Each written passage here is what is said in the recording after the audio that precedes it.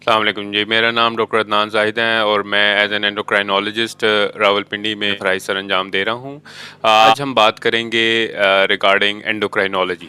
कि एंडोक्राइनोलॉजी किस फ़ील्ड का नाम है इस और किस किस्म के मरीज़ों को एक एंडोक्राइनोलॉजिस्ट देखता है और किस किस्म के मरीज़ों को एक एंडोक्राइनोलॉजिस्ट को रिव्यू करवाना चाहिए।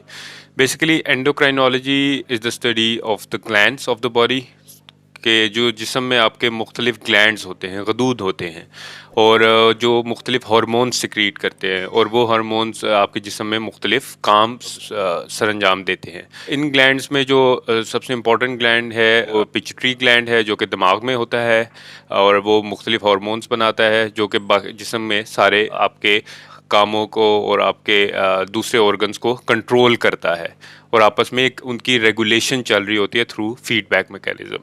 पिट्यूटरी ग्लैंड जो मेन हार्मोन्स बनाता है वो ACTH जो कि आपके कॉर्टिसोल की सिक्रीशन को रेगुलेट करता है, उसके अलावा TSH जो कि थायराइड की सिक्रीशन का रेगुलेटर है, इसके अलावा FSLH जो कि आपके सेक्स हार्मोन रेगुलेटर्स हैं और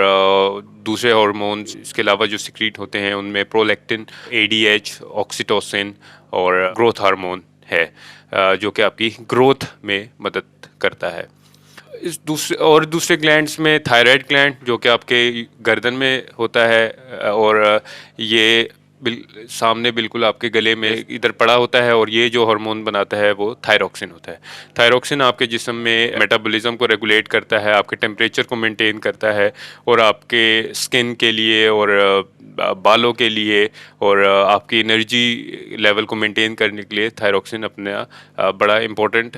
काम करता है। दूसरे ग्लैंड्स जो हैं उनमें एक और बड़ा ग्लैंड जो कि इम्पोर्टेंट ग्लैंड है दैट इज़ द पेंक्रियास लबलबा जो कि इंसुलिन बनाता है और अगर तो इंसुलिन की सिक्रीशन कम हो जाए या बिल्कुल बनना बंद हो जाए वो हम देखते हैं टाइप 1 डायबिटिक्स में कि अगर इंसुलिन की सिक्रीशन बनेगी नहीं तो मरीज़ को डायबिटीज़ का मर्ज़ लाहक हो जाएगा। इसके अलावा दूसरे ग्लैंड्स में आपका किडनी के ऊपर एक छोटा सा ग्लैंड पड़ा होता है जिसको हम एड्रिनल ग्लैंड बनाते हैं और ये ग्लैंड आपका कोर्टिसोल सिक्रीट करता है। कोर्टिसोल इज़ स्टेरॉइड हार्मोन और ये आपके ब्लड प्रेशर को रेगुलेट करने में, आपके जिस्म में नमकियात का लेवल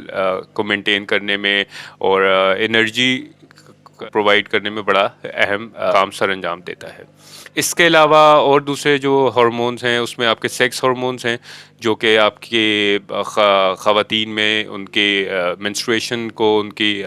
पीरियड्स को रेगुलेट करते हैं और सेक्सुअल इंटेग्रिटी को मेंटेन रखते हैं और मेल्स में ये आपके they play a part in the good sexual health और उसके अलावा आपकी टेस्टोस्टेरोन है मेल्स में वो आपकी बोन्स को उसकी बोन हेल्थ के लिए भी बहुत ज़रूरी है और आपकी मसल की स्ट्रेंथ और आपके एनर्जी लेवल को भी मेंटेन करता है। तो ये सारे जो हार्मोन्स हैं जो कि जिस्म में मुख्तलिफ काम सरअंजाम देते हैं, अगर इनकी सिक्रीशन ज़्यादा हो तब भी मसला हो सकता है, कम हो तब भी मसला हो सकता है और इन सारे मसाइल के लिए अगर किसी मरीज़ को